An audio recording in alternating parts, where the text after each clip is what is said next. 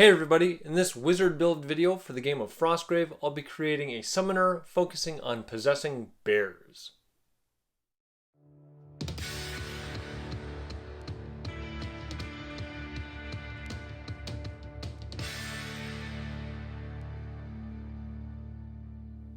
Hey everybody, I'm Alan, with Bricks and Blocks Gaming, tabletop gaming with bricks and blocks and helping to build your gameplay experience. In this video, I'll show you my summoner's spell list, discuss their main spells and strategy, discuss how their other spells fit in, recommend some soldiers to hire for this wizard, and give my thoughts about using this build in a game. So let's get to the bricks and blocks of this summoner build for Frostgrave. For their spells, from their primary school, I've selected Imp, Leap, and Possess. From their aligned schools, I've selected Animal Companion, Elemental Bolt, and Steal Health. And from their neutral schools, I've selected Heal and Reveal Secret.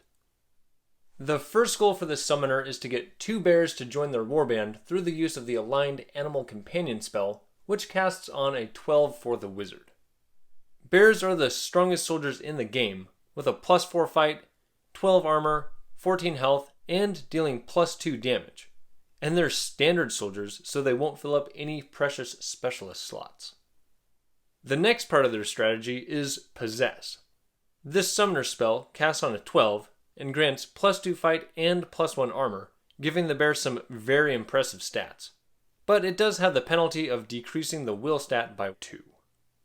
Each spellcaster can have 1 active Possess spell at any given time, so both wizard and apprentice should try to cast this on a bear the first turn, and try again on the second turn if they failed the first time.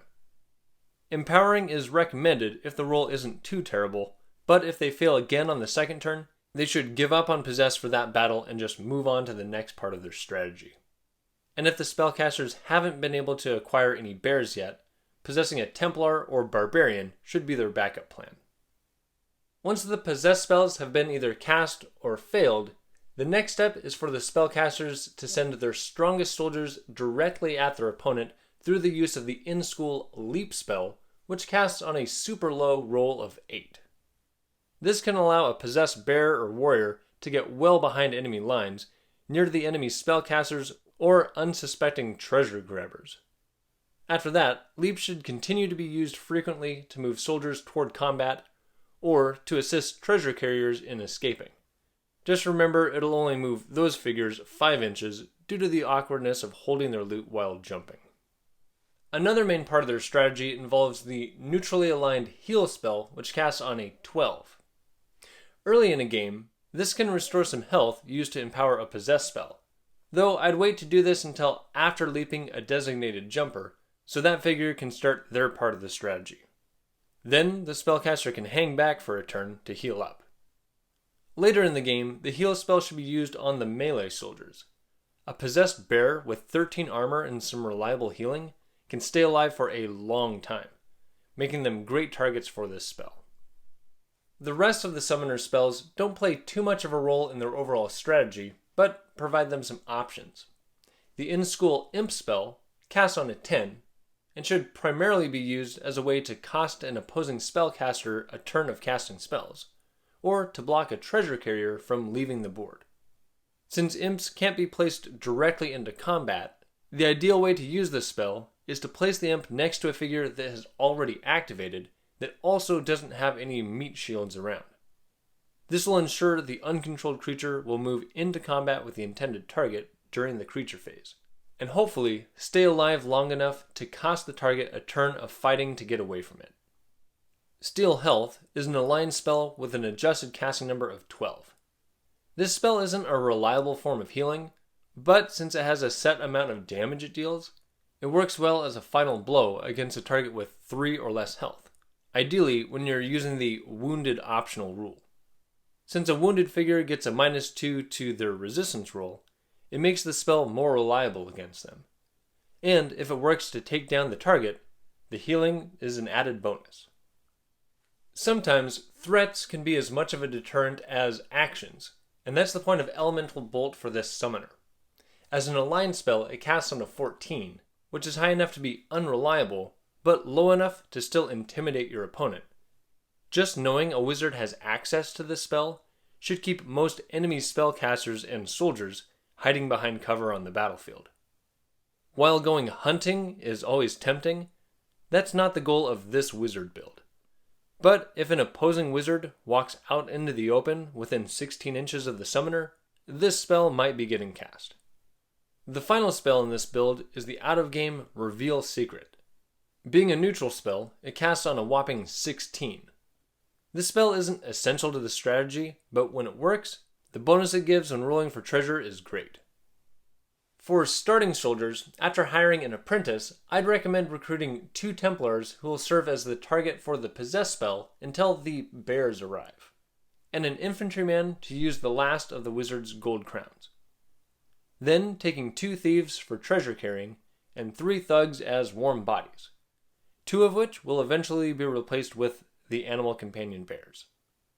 Since melee combat should be taken care of, one of the thieves should eventually be upgraded to a ranger to provide some ranged support, and the other thief should be upgraded to a treasure hunter to be the go-to carrier of the central treasure token. The remaining thug should be upgraded to a man-at-arms to serve as a defensive unit, and when the Templars eventually die, assuming you have bears by then, they should be replaced with barbarians who can keep up with the faster bears. As the summoner gains levels, their first priority should be to improve the Possess spell to make sure their bears always get powered up. However, if Animal Companion has been failing or one of the bears dies, adding some levels there can be a good idea. Next, lowering Leap to make it even easier to cast is a good idea to keep the bears flying into action. And after that, Heal should be upgraded to help keep your bears alive. Since most of this wizard's spells target their own figures, they'll usually be able to stay out of direct combat and out of line of sight from their enemy. So, increasing their health so they can empower their spells early in a game is preferred to increasing their fight stat. It's important to note there's a couple spells that can really cripple this wizard build.